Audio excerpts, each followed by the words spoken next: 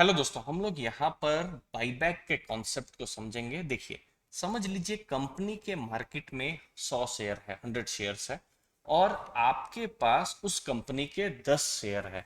तो इसका मतलब क्या हो रहा है कि आप उस कंपनी के 10% ओनर है, क्योंकि आपके पास 10% शेयर है दोस्तों। अब होता क्या है, कंपनी बाईबैक लाती है। बाईबैक का मतलब क्या है?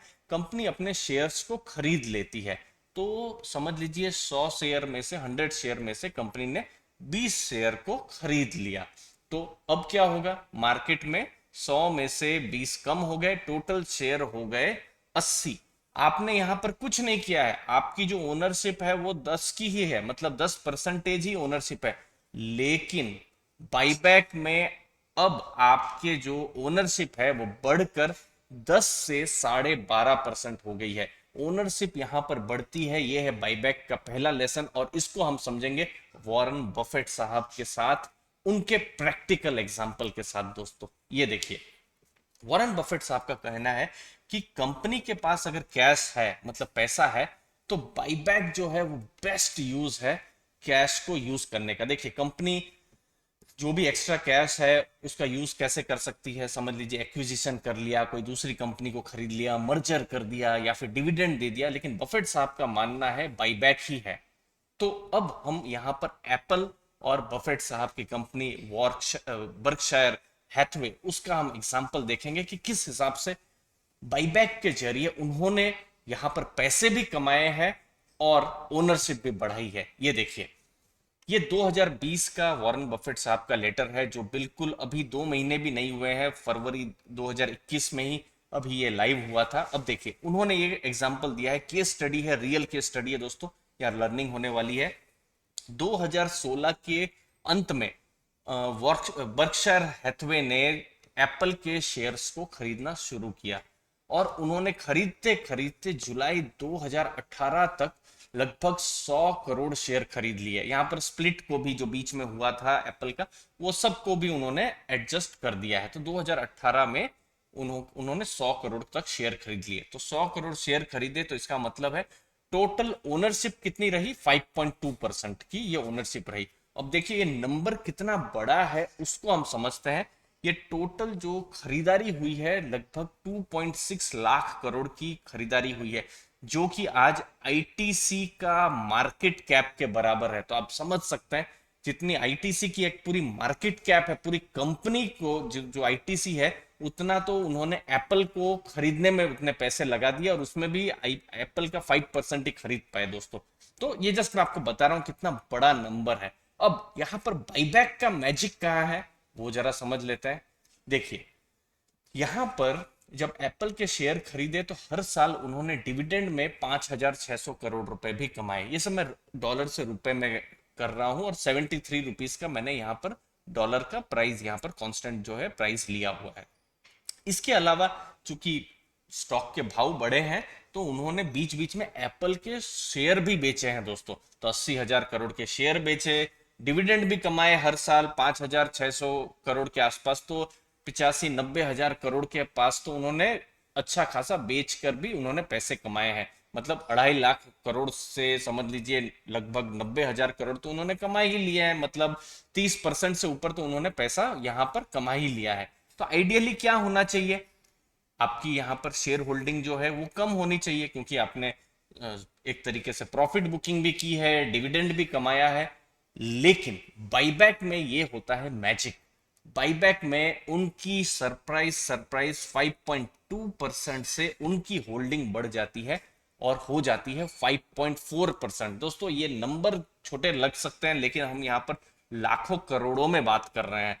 वहां पर उन्होंने 2.5 लाख करोड़ रुपए इन्वेस्ट किए थे दोस्तों। तो इतना बेचने के बाद भी, डिविडेंड पाने के बाद भी, वहां पर उन्होंने एप्पल में अपनी शेयर होल्डिंग बढ़ाई, क्योंकि एप्पल अपने शेयर को बीच बीच में बाईबैक भी कर रहा था।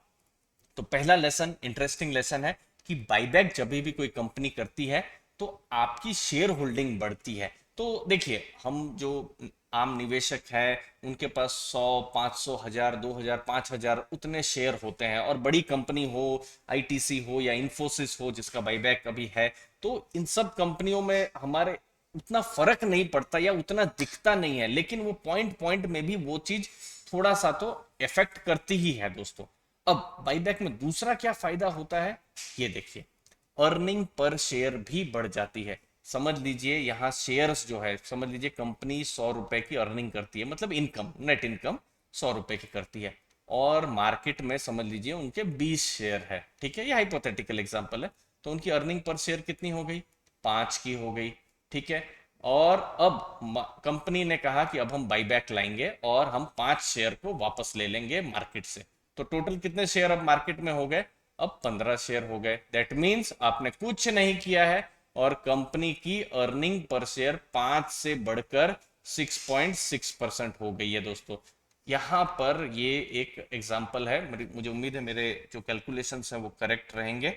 अब ये दूसरा point, earning per share increase हो गया। अब अर्निंग पर शेयर इंक्रीज हो गया तो जो प्राइस अर्निंग रेशियो है वो यहां पर डिक्रीज हो जाता है। समझ लीजिए स्टॉक का भाव 50 रुपए था और 50 रुपए में अर्निंग पर शेयर समझ लीजिए पहले 5 की थी, तो दैट मीन्स कितना हो रहा था प्राइस अर्निंग रेशियो, वो 50/5 10 के आसपास हो रहा था। और अब यहां पर आप देखेंगे, आप 50 को जो भी आप डिवाइड करेंगे प्राइस को 6.6 के साथ अगर आप डिवाइड करेंगे तो 10 से कम का नंबर आएगा, तो पीई भी डिक्रीज हो गया। तो ये भी एक चीज है जो एडवांटेज हो जाती है, ये सब नंबर्स में दिख जाता है कि पीई भी डिक्रीज, मतलब कंपनी थोड़ी सी इंटरेस्टिंग हो गई है इन्वेस्टर्स के लिए। तो इसको देखना है। अब बाईबैक क्या सिग्नल करता है, ये एक चीज समझनी है।